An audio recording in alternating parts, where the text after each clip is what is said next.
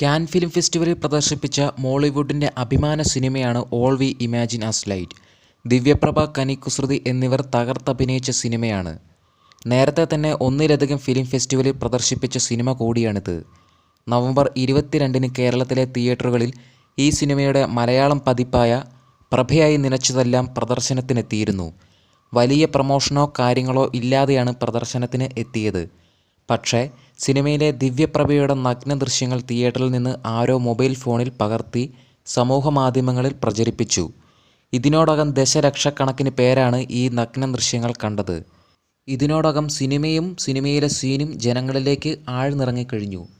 ഈ സിനിമയിൽ കനി കുസൃതിയുടെയും ദിവ്യപ്രഭയുടെയും ചെറിയ സീനാണ് പെട്ടെന്ന് തന്നെ സമൂഹമാധ്യമങ്ങളിൽ വൈറലായത്. താരങ്ങൾ ഈ വീഡിയോയെക്കുറിച്ച് പ്രതികരിക്കാൻ ഒന്നും തന്നെ തയ്യാറായിട്ടില്ല. ടെലിഗ്രാം ഗ്രൂപ്പുകളിലും വാട്സപ്പിലും ഫേസ്ബുക്കിലുമാണ് ഈ ഒരു വീഡിയോ ക്ലിപ്പുകൾ വൈറലായിക്കൊണ്ടിരിക്കുന്നത്.